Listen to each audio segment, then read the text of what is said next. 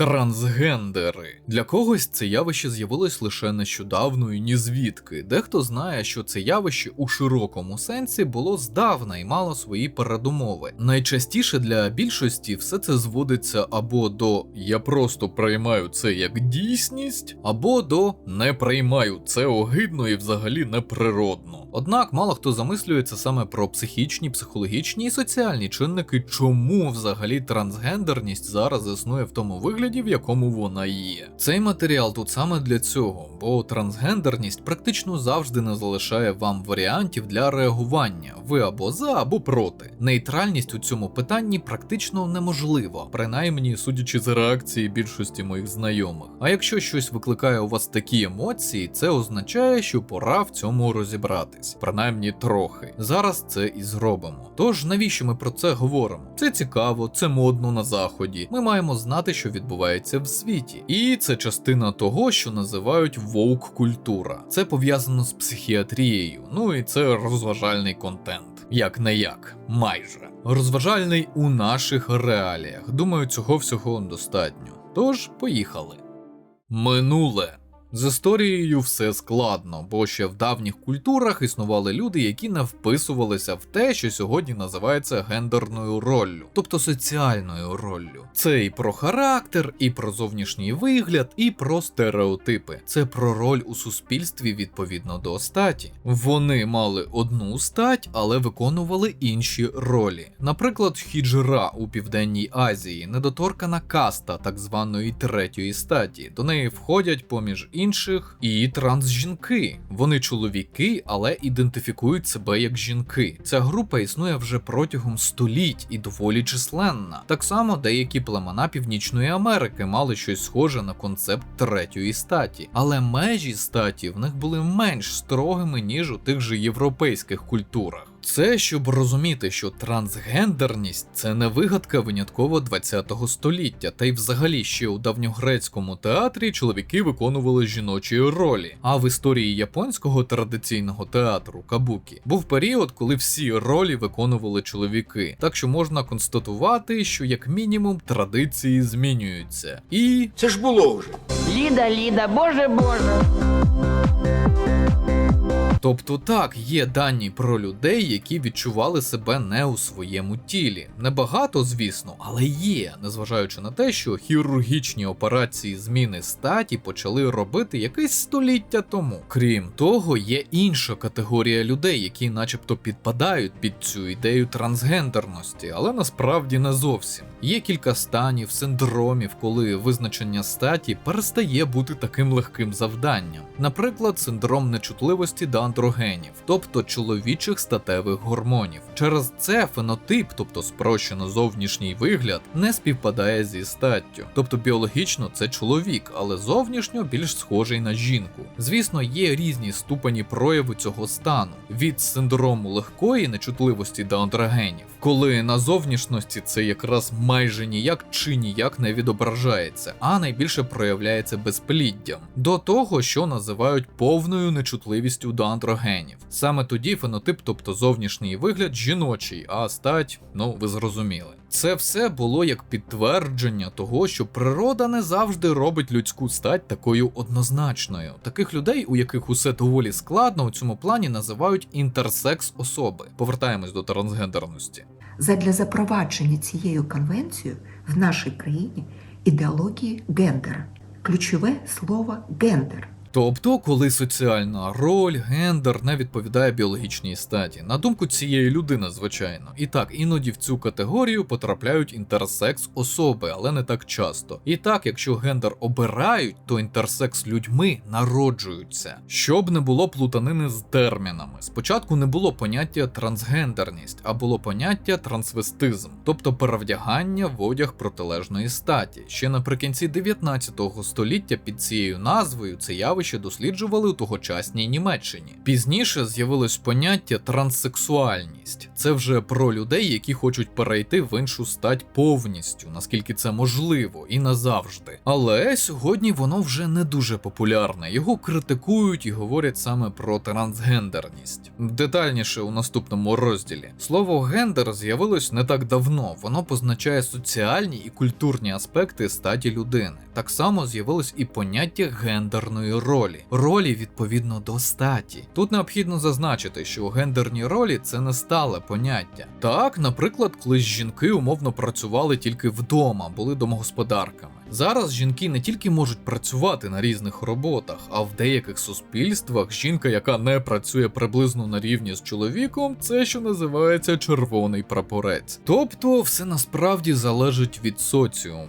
Не так давно разом із гендером розглядали і сексуальну орієнтацію. Наприклад, була така шкала Бенджаміна, відповідно до якої справжній транссексуалізм супроводжується, якщо говорити про чоловіків, які відчувають себе жінкою, винятково гомосексуальністю. А трансвестизм, тобто перевдягання, більше пов'язаний із гетероорієнтацією. Зараз орієнтацію з цього рівняння зовсім відкинули, і ця шкала не актуальна. Вперше транссексуалізм був офіційно визнаний хворобою у 1980 році в американському посібнику з психічних розладів. Вважалося, що починається у дитячому чи підлітковому віці. Пізніше назва змінилася на розлад статевої ідентифікації або просто гендерна дисфорія. Змінився і час початку, він по суті більше не обмежений. Якщо казати про Совєтський Союз, частиною якого колись була Україна, там, звісно, трансгендерів не було. Майже. І мужеложство було криміналізоване і дуже любили ставити діагноз шизофренія. Тому це все було доволі небезпечно, але незважаючи на це, першу операцію зробили на початку 70-х років у Латвійській Радянській Соціалістичній Республіці. Це була зміна жіночої статі на чоловічу. Звичайно, людей, які змінювали свій гендер, тоді мало хто розумів, ще менше ніж зараз. У них не було так багато прав, банально ніхто дуже сильно не хотів брати їх на роботу, як зараз, коли деякі країни навіть квоти спеціальні зробили, але при тому самі навіть не завжди їх дотримуються. Навіщо робити квоту і не дотримуватися її? Схоже на п'ятирічку в Совєтському Союзі. Це було непопулярною темою, це ж про людей, які не можуть спокійно жити у своєму тілі і постійно відчувають стрес через це саме тіло і своє місце у суспільстві, точніше себе, свою соціальну роль, і хочуть це все змінити. Їх не розуміли їхні близькі, сім'ї, просто інші люди. Операції були і є небезпечними, як і побічні ефекти ліків, які вони приймають. Тобто нічого такого, що могло б зробити саму ідею бути трансгендерною людиною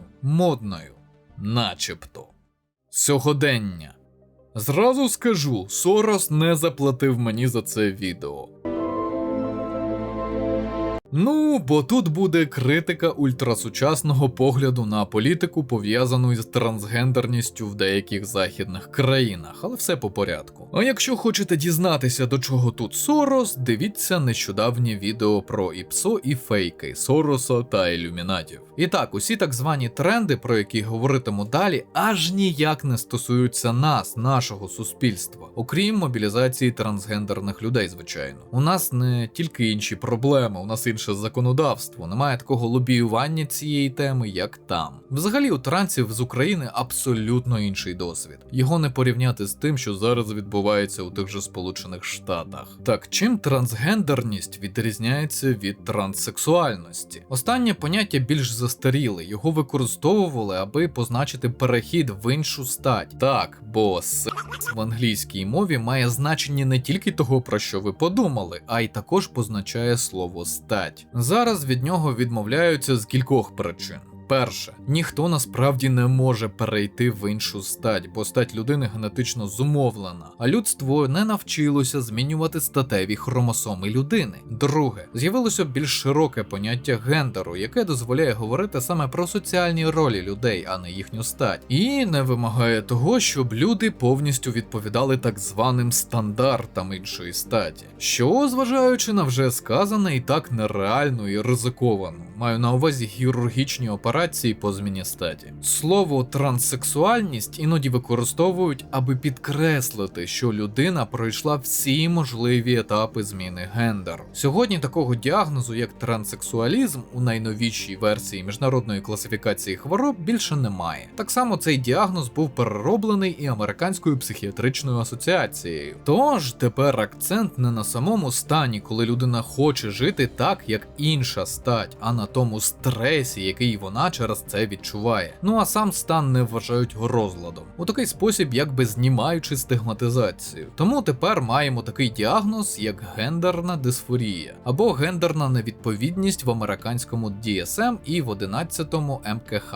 Визначається як виражена невідповідність між статтю, в якій людина перебуває, яку виражає і в якій вона народилася, що триває не менше ніж 2 роки. І, звісно, є список ознак, які на це вказують. Знаходиться у розділі «Стани, пов'язані із сексуальним здоров'ям». Тож так, донедавна це був розлад гендерної ідентичності, тепер це стан. Але так сталося, що якщо цей стан уже є, то він назавжди. Може змінюватись тільки те, наскільки більше-менше він впливає на людину, спричиняє дистрес, заважає повноцінно жити. Звісно, гормонотерапія, операції, соціальна підтримка допомагають людям, що мають цю проблему, але частково. Так само тепер гендерна дисфорія як стан охоплює і інтерсекс людей. Як в прикладі на початку, коли біологічно зі статтю не все так однозначно, так би мовити. Хоча раніше під визначення старого діагнозу вони не підпадали. І все добре, якби не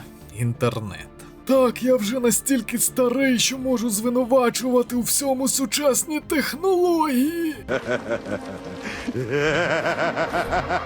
Можна сказати, інтернет зламав систему, ну або вона завжди працювала хуйово, хто зна. Я не про теорію соціальної заразності. Мовляв, люди надивилися в інтернетах, у тіктоках і на тамблерах на трансгендерів, і самі захотіли такими бути. Тут інші фактори, але все-таки пов'язані з глобальною мережею. Перше, це те, що різні блоги, соцмережі сприяють поширенню інформації про цей феномен, як такий. І не лише інформації, а й історії реальних, живих людей, що важливо. Друге, це політика толерантності та прийняття, яка теоретично може вплинути на молоде покоління, яке бачить прийняття, дружню ком'юніті, підтримку і хоче бути частиною цього всього. Думає, що це вхід у краще життя, рішення усіх проблем. Третє, доступ до інформації дав змогу простіше отримати діагноз, терапію, якщо людина цього хоче. Навіть можна дізнатися, що саме слід говорити, щоб отримати те, що хочеш. У країнах, де система більш лояльна, це й дало свої плоди. Почнемо з самого визначення слова трансгендерності. Стоп, не почнемо, бо одного загальноприйнятого немає. Десь тут і починаються проблеми. Бо сьогодні на заході людина може прокинутись зранку, випити кави і в 40 років вирішити розказати світу, що вона трансгендерна людина, і нічого не робити при цьому. Ніяких операцій чи гормонів. Просто там одяг поміняти, наприклад, і все. У нас в Україні такого немає, звичайно, бо про 40-річного чоловіка, якщо він раптом зробить щось схоже, подумають, що він дурачок. Хоча поняття цієї самої гендерної дисфорії фактично з'явилось саме завдяки її крайнім проявам, коли люди були готові на будь-що, аби їм стало легше. Для них і були придумані і операції, і гормонотерапія. Тепер це для всіх охочих. Спрощено, звичайно, у багатьох країнах і досі так просто гендер чи стать не зміниш. Наприклад, потрібно чекати підтвердження психотерапевта більше року, щоб просто отримати гормони. Але саме поняття трансгендерність тепер це спектр, куди може вписатися хто завгодно. Для того, щоб себе так називати, сьогодні не потрібно мати дисфорію, тобто те саме стійке неприйняття себе у своїй біологічній статі, яке затверджено в міжнародних методичках. Не потрібно ходити до психотерапевта чи робити пластичні операції. Нічого з цього. Ви скажете: «Ах ти трансфобний рептилоїд, як ти можеш?» А я скажу, що так, люди мають право на самовираження, якщо воно не загрожує самій людині та тим, хто її оточує. Однак я не розумію, розумію, чому людину з гендерною дисфорією, яка ризикує своїм здоров'ям, здійснюючи перехід, приймаючи гормони, не може його не здійснювати, бо самоусунеться. І людину, яка просто одягається в одяг протилежної статі, називають одним словом. Це слово трансгендер. Приклад. Ось цей чоловік прикидався трансжінкою майже півроку. But this transition is, now that I'm a woman, that means I'm gay. And I'm a lesbian. This is not what I planned on. When I transition, I don't know how to process this reality, and I'm struggling.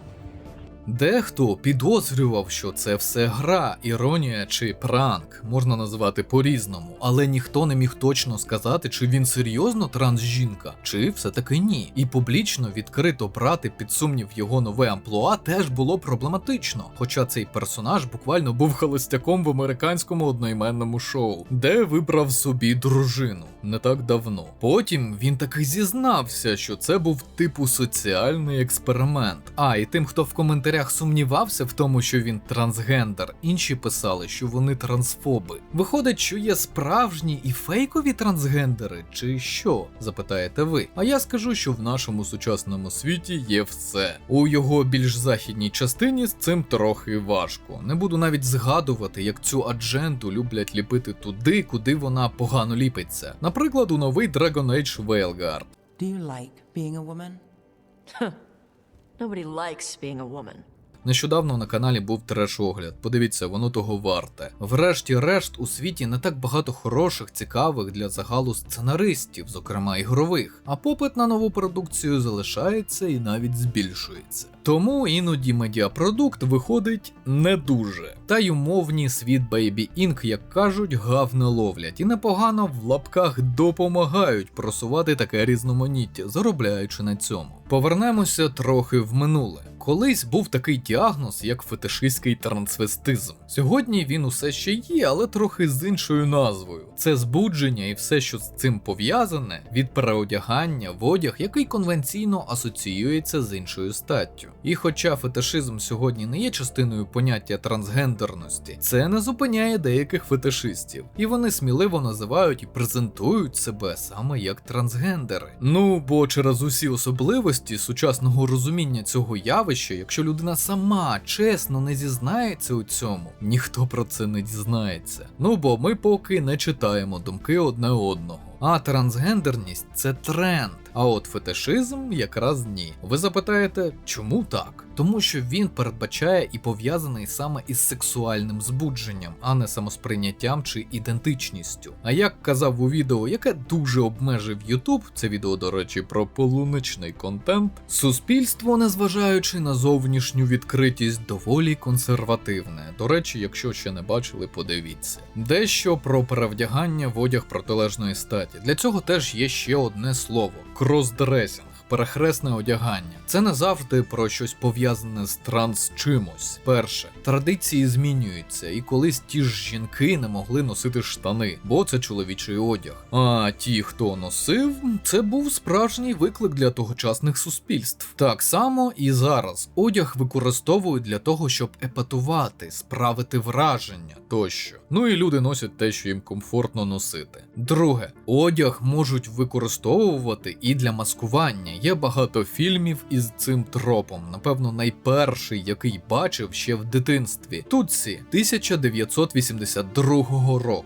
Ще була Мулан, у джазі тільки дівчата, білі ціпоньки, місіс Даутфайр, черниці втікачки. Загалом таких фільмів у жанрі комедії і не тільки просто дофіга. І тут знову таки, як відрізнити фетишизм, про який говорили, і цей кросдресінг, якщо без деталей і дуже спрощено, за наявністю сексуального компонента. І ось справа в тому, що люди, у яких фетиш, не зізнаються в цьому. Хто б міг подумати, так? але так само хочуть бути прийняті у суспільстві і називають себе трансгендерами. Бо просто можуть і мають право, бо ж чіткого визначення цього поняття немає, пам'ятаєте? У такий спосіб вони не просто люди зі специфічним фетишем, а люди, які страждають, бо не можуть нормально жити у межах своєї біологічної статі. До речі, усі фетиші, скажімо так, специфічні, просто найчастіше люди неправильно вживають це слово і називають фетишем те, що ним фактично не є, а те, що їм просто дуже подобається, візуально чи ще щось. Ну ви зрозуміли. Завдяки тому ж Тіктоку і ковіду тема трансгендерності стала дуже популярною на заході. І деякі представники цього руху жонглюють своїм гендером, наче це якась іграшка. Самі ніякий перехід, так називаються всі дії, гормонотерапія, операції, які змінюють зовнішній вигляд, не роблять, але популяризують його серед інших, що, скажімо так, доволі лицемірно. Особливо серед підлітків і дітей. Для них гендерна дисфорія – це взагалі дуже специфічний діагноз, щоб отак просто його ставити і заохочувати робити перехід ще до моменту статевого дозрівання. Я б навіть сказав, що це дуже ризиковано, бо діти вони такі, легко піддаються впливу всього і всіх, хто навколо. Тільки пізнають цей світ, часто не розуміють, хто вони взагалі. І я не про гендер, мають проблеми з прийняттям нового себе у підлітковому віці, не мають достатнього досвіду тощо. Це як обирати собі в дитинстві професію на все подальше життя. У декого виходить, але у більшості пріоритети змінюються. Або як піти в армію не в 20, коли ти вже все розумієш більш-менш, а у 8 років. Чи може дитина, підліток точно оцінити, що їй потрібно чи не потрібно? Отримати всю інформацію про ризики, уявити, яке буде її життя тощо?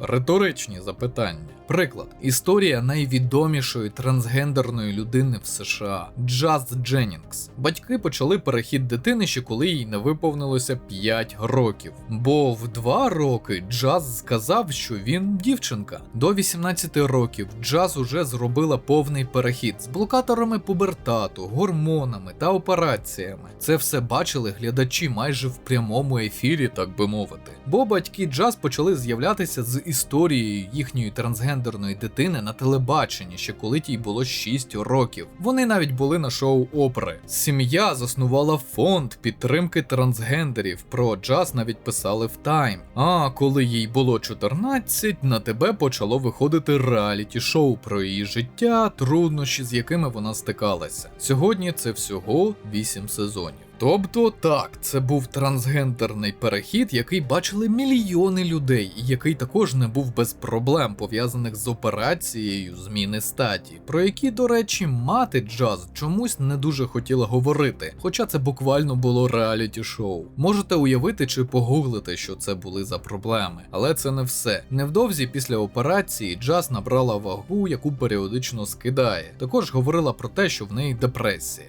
You know I can't get out of my head. I know. No, listen. It just doesn't stop. It's very cluttered and not clear. And I really want to have that clarity. I really want to understand myself and be able to read my own soul and what I want. And I just want to feel like myself. Like, that's it. I don't care. All I want is to be happy and feel like me. And I don't feel like me ever. Цей негатив чомусь не дуже люблять згадувати ті, хто активно просуває, підтримує трансгендерний перехід у дітей. Чомусь. І так, тут найбільше питань до батьків, які просто фактично експлуатували і маніпулювали своєю малолітньою дитиною. Її мати зізнається в цьому сама у деяких епізодах. І тих, хто взагалі додумався зробити з цього реаліті-шоу. Це ж не шоу, а людське життя. Тож у Джаз були батьки, які її підтримували, ранній перехід, слава, але вона все одно нещаслива і має проблеми з цим самим переходом із самосприйняттям. І каже про це навіть у відео на своєму каналі. Sometimes we all struggle, you know? Sometimes we have those moments where we don't know who we are, or we don't have that clarity, and it causes us to break down. Хто я? В якому стверджує, що операції тут, звичайно, ні до чого. Саме про такі проблеми кажу, коли говорю про проблемність цього діагнозу в дітей, навіть не згадуючи, що ними легко маніпулювати. У дітей так само можуть бути інші стани, які можуть призвести до проблем з ідентичністю. Це психологічні травми, травми, розлади аутистичного спектру, шизотиповий розлад. У таких випадках говорити про гендерну дисфорію зарано, бо це наслідок. А інколи взагалі немає сенсу, бо це прояв іншого розладу, і дуже ймовірно, що цей прояв просто через деякий час мине, а стан ментального здоров'я з часом може тільки погіршитись. Тому в таких випадках цей стан не можна діагностувати, бо подібні симптоми можна пояснити іншими розладами. У цьому і проблема. Ці стани можуть ігнорувати і просто виписати підлітку гормони. Психотерапія, звичайно, теж є, але в тих же Сполучених Штатах, де законодавство щодо цього, мабуть, найбільш поблажливе, спеціалісти, які працюють з такими людьми, мають бути дуже позитивно налаштовані до цього явища. Воно як таке сьогодні не вважається розладом, тому часто працюють саме із прийняттям того, чи точно ти хочеш бути хлопцем, дівчиною, чи ще подумаєш, а не з іншими ментальними проблемами, особливо це стосується спеціальних клінік. Проблем додає і те, що будь-яке заперечення батьків щодо зміни статі їхнього чада може вважатися упередженням, тобто автоматично стають на бік дитини і вважають, що проблеми не у дитини, яка не впевнена у своїй гендерній ролі, а у батьків, які цю дитину виростили. Так само і фактор того, що називають внутрішня гомофобія, притому і в тих, хто переходить, і в тих же батьків, якщо говорити про дітей. Як ще пояснити те, як деякі люди, як з прикладу вище, поспішають змінити гендер своєї дитини, коли та просто не вписується в умовні межі, стереотипи своєї статі. Любить хлопчачу одежу і грає в машинки, якщо це дівчинка, або плаття та ляльки, якщо хлопець. Не дай Боже, буде геєм чи лесбійкою, світ цього не переживе. Краще вже трансом. Жарт, звичайно, якась іранська логіка. Чому саме іранська, дивіться у наступному розділі. У такому разі це не орієнтація, а дитина в лапках просто народилася не в тому тілі. Дуже зручно для батьків гомофобних і незручно для дитини. Ну і викликає співчуття, звісно. Ну, а якщо зважати на те, що ті люди, які забезпечують подібний перехід, не завжди можуть детально пояснити дитині, що взагалі таке цей перехід, і що буде чи не буде відбуватися з її тілом, ситуація стає ще гіршою. Одна справа, коли 20-річна людина хоче зробити собі мастектомію, видалити молочні залози, це її вибір. Коли 14-річна, це теж її вибір, але чи вона реально може робити такі вибори в 14 років? Риторичне запитання. У нас, наприклад, 14 років – це той час, коли підліток офіційно може виїжджати на дорогу на велосипеді.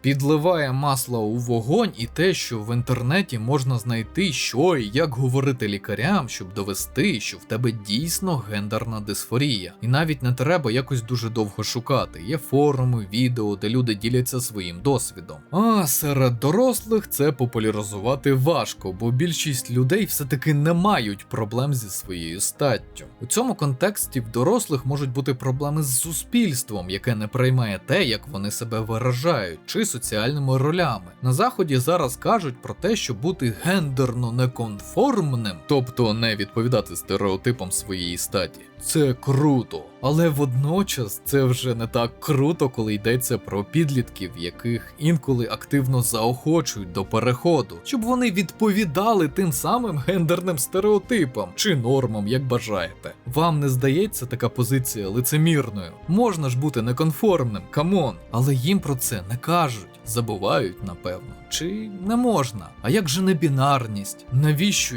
її виокремили тоді? Щоб було, напевно, для галочки. Ну і для та ж драгонаги, як без цього. I don't want to wear a fucking dress. Ні, звичайно, якщо без жартів, можна припустити, що бояться високого ризику самоусунення, який взагалі підвищений у всіх представників ЛГБТ-спільноти. Притому ризик самоусунення може збільшуватись і після операцій корекції статі, якщо вони невдалі. А варіант, що це не завжди саме дисфорія, сьогодні не популярний. Бо про це мало тіктоків, напевно. Нещодавно в Британії опублікували огляд, в якому оцінюються результати сучасних послуг, які надають неповнолітнім дітям і молоді, які мають різні проблеми з гендерною ідентичністю. Там оцінювали результати переходу просто соціального і гормонального. В огляді мали пояснити причини, чому в Британії відбувається зростання кількості дітей, які мають подібні проблеми. Графік на екрані. Цікаво те, що найбільше зростає кількість дівчат підліткового віку. І перед тим, як ви скажете, що це транс чи гомофобія, і це нормально, бо це ж Європа, там всі одне одного приймають і взагалі Неважливо. я скажу, що це неправда, і ще додам те, що щось схоже помітили і в Німеччині. І порахували, що збільшилася кількість не лише діагностованих підлітків, а й молодих людей до 25 років. Але не лякайтесь. Вони так само підрахували, що після 5 років із діагностованою гендерною дисфорією менше 40% молоді все ще її офіційно мають. Але це не лише тому, що вона в них більше не проявлялася. Є інші причини. Наприклад, небажання офіційно змінювати гендер. Також в тій же Німеччині статистика вказує на те, що більше 70% людей із дисфорією мають коморбідні стани: ПТСР, межовий розлад особистості, розлад дефіциту уваги та гіперактивності, тривожний розлад, депресивні стани, змішаний тривожно-депресивний. І, напевно, найцікавіше, дані вказують на те, що збільшення діагностування гендерної дисфорії компенсувалося зменшенням діагностування інших діагнозів, розладів психіки та поведінки, пов'язаних із статевим розвитком. У старій редакції МКХ-10 це розділ F66.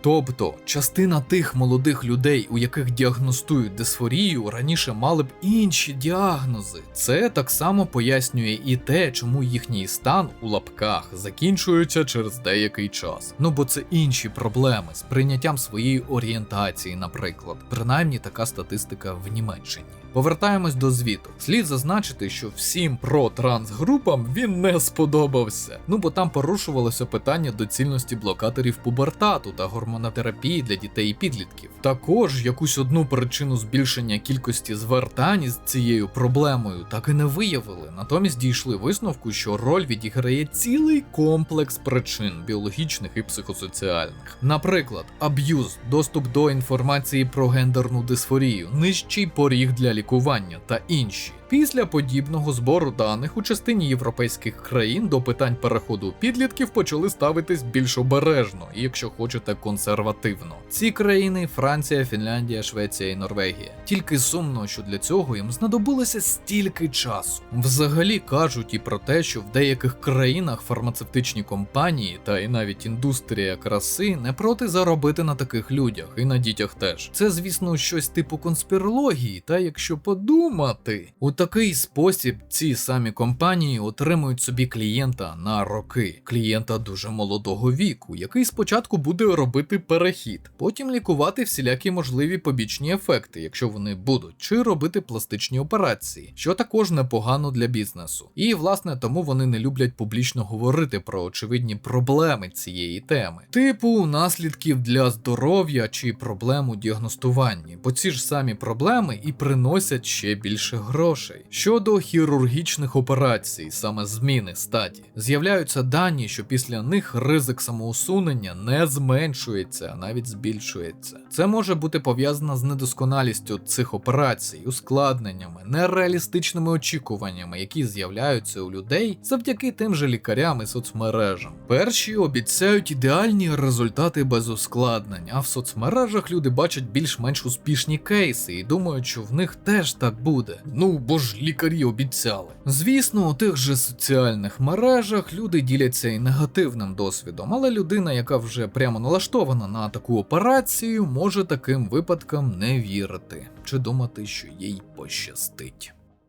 Як бути трансгендером стало модно у злочинців. Спочатку хочу сказати, що в тих же США цими питаннями зміщують фокус уваги з більших соціальних проблем, як, наприклад, та ж недоступність купівлі житла у великих містах чи медична страховка. І це зміщення успішне. Достатньо однієї людини, яка ідентифікує себе як трансгендер, і водночас порушує якісь суспільні чи юридичні норми, щоб за цю тему зачепилися ті, хто проти. Навіть якщо до інших умовних 10 трансгендерних людей, яких яких вони знають, у них ніяких претензій немає. А конкретна людина при тому може жити взагалі в іншій країні. Це підживлює і тема недорегульованої дитячої трансгендерності, особливо те, як кількість таких дітей зросла за останні 10 років. І ті, хто переходить назад у свою біологічну стать. Так, такі люди теж є. Тож це дуже зручно для політиків. Замість того, щоб обговорювати більш масштабні проблеми, обговорюють, чи потрібно дітям розказувати про гендери і з якого віку, і кого пускати в жіночі туалети. А от чоловічі не обговорюють, бо знають, що це не проблема. З огляду на ситуацію в нашій країні це звучить гротескно абсурдно. Щодо статистики, від менше 1 до 3% людей у всьому світі ідентифікують себе як трансгендери. У деяких країнах показник більший, у деяких менший. У цей відсоток, зокрема, входять люди, які не мають гендерної дисфорії, принаймні офіційно, але сприймають, називають себе саме так, і також ті, хто не підпадає під гендерні норми. Але дорослі люди можуть робити все, що вони хочуть, якщо це не загрожує життю і здоров'ю інших людей. І саме тут і з'явилися проблеми, про які далі. Усі люди різні, і трансгендери не виняток. Серед них так само є погані і хороші люди. Але водночас є і ті, хто використовує недосконалу правову систему щодо питання трансгендерності. І маю сказати, використовує наповну. Тож так, є індивіди, які вже перебуваючи у в'язниці чи у процесі суду, оголошують те, що вони трансгендерні люди, тому мають бути в іншій в'язниці, відповідно до їхньої нової статі. Наприклад, чоловік ув'язнений за педофілію ще у 97-му році, який у процесі слідства зізнався у вбивстві ще однієї дитини, коли йому самому було 11 років. Наприкінці 2000-х почав себе ідентифікувати як трансгендерна жінка. І в 2017 році його перевели до жіночої в'язниці, де він був недалеко від відділення, в якому жінки, що відбувають покарання, можуть доглядати своїх немовлят, жити зі своїми малими дітьми.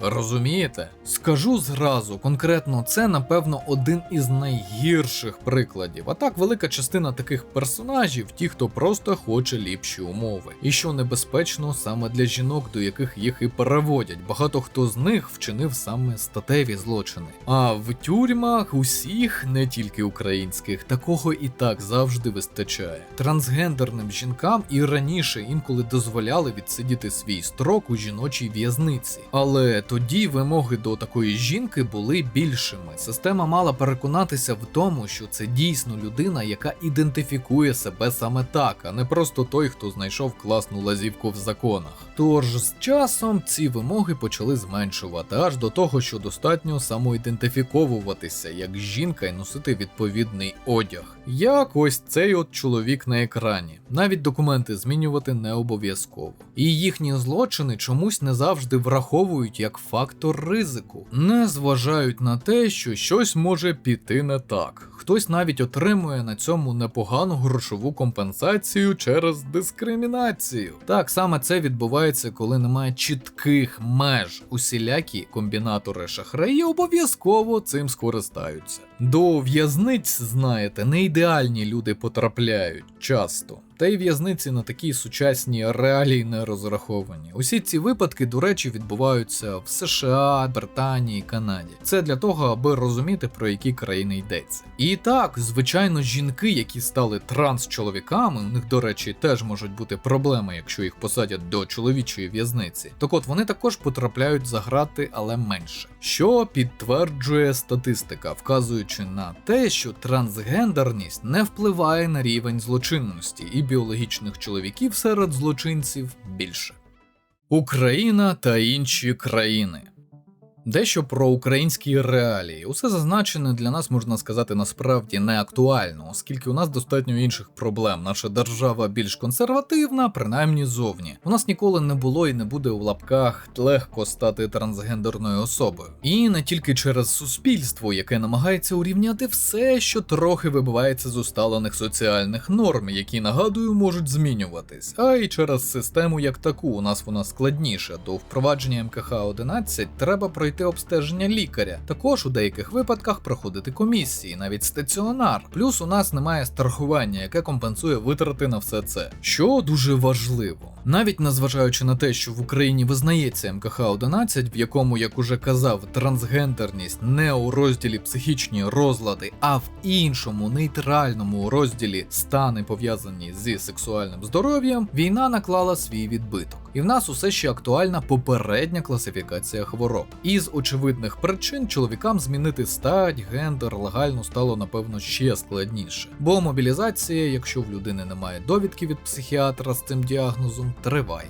Ну і жінок, які перейшли в чоловічий гендер, теж не мобілізують. Ось це все тільки розпалює цю тему ще більше. Але так, добровольцем за певних умов можна стати. Тим, хто офіційно ніяк не намагався змінити свій статус, зараз зробити це доволі складно, як ви розумієте. І так, це на фоні інших проблем в Україні викликає тільки більший негатив. Але якщо об'єктивно, без жартів, чи багато ви знаєте чоловіків, які спеціально, реально будуть міняти стать, щоб уникнути мобілізації? Взагалі, щоб у минулому пройти ці всі етапи в Україні, це треба було дуже цього хотіти і мати гроші. А без цього заробити відповідні документи нереально. Звичайно, завжди був і є варіант неофіційний, коли документи не змінюють, приймають гормони тощо. Ну і взагалі вже мовчу про суспільне засудження, ви самі все знаєте. Водночас в Україні точно не найгірше законодавство саме в цій сфері. Бо навіть у деяких європейських країнах легальна зміна статі це не так просто і потребує більше часу на підтвердження. До речі, цікаво, що в тій же Німеччині донедавна гендер можна було змінити офіційно, лише зробивши хірургічну операцію на статевих органах. Лише в цьому році вони ухвалили закон самоідентифікації, згідно з яким можна змінювати свій гендер щороку без будь-яких втручань.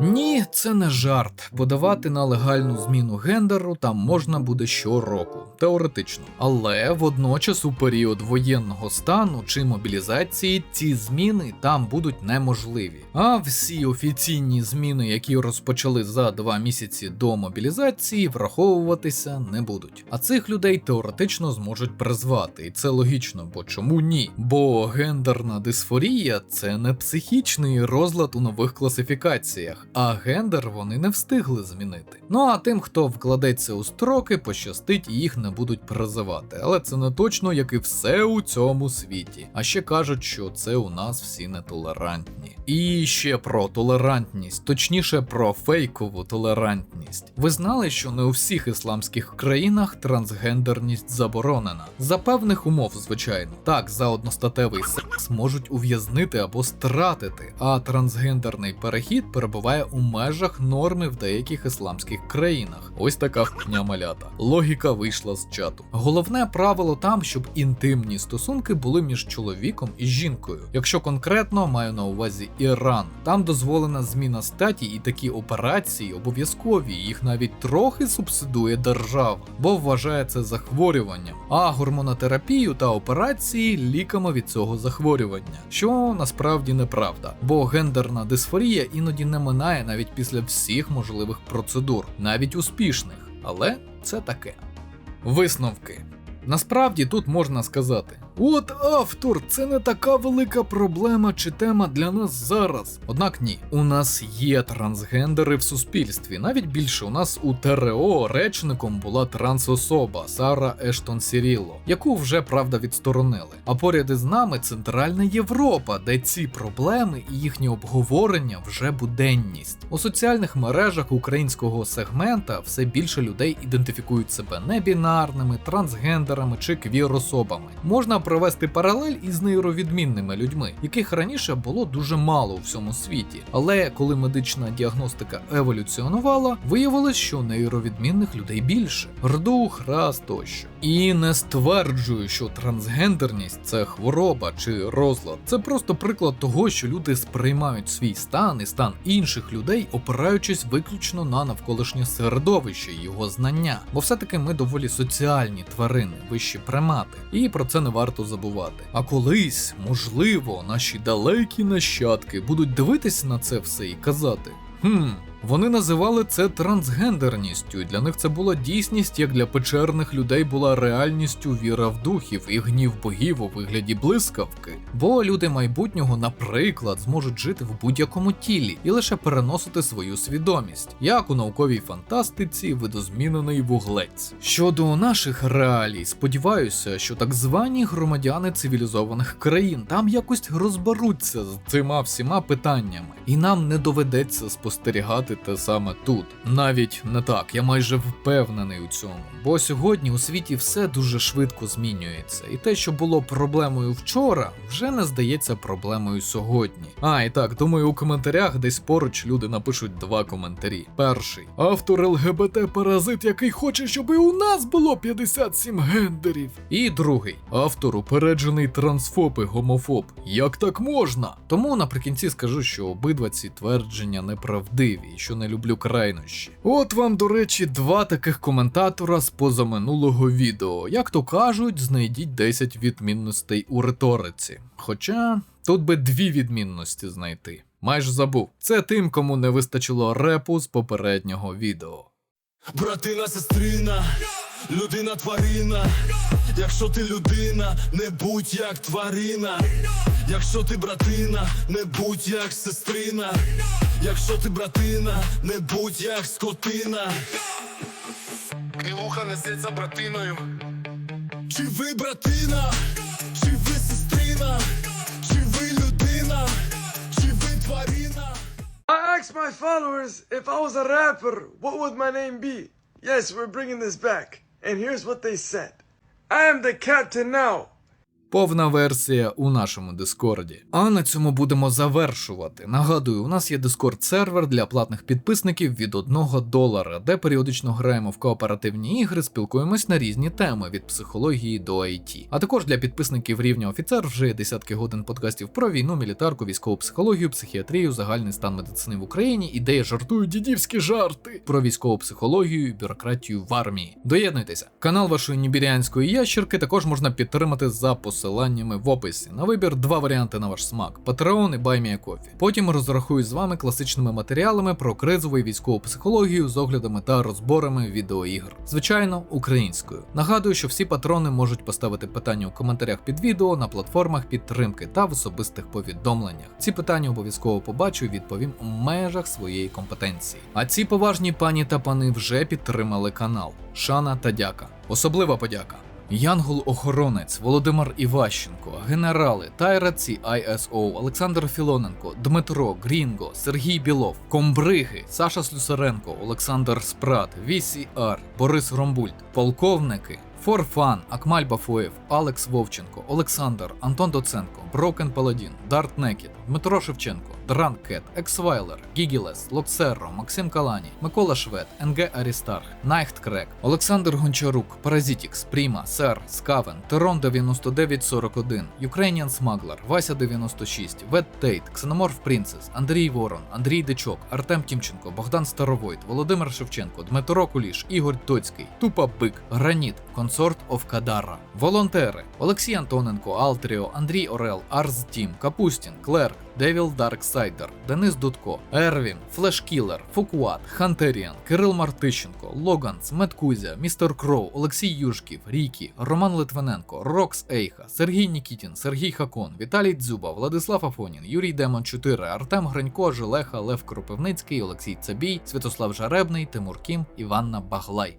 Підтримуйте україномовний YouTube. Вірте в ЗСУ. Все буде Україна.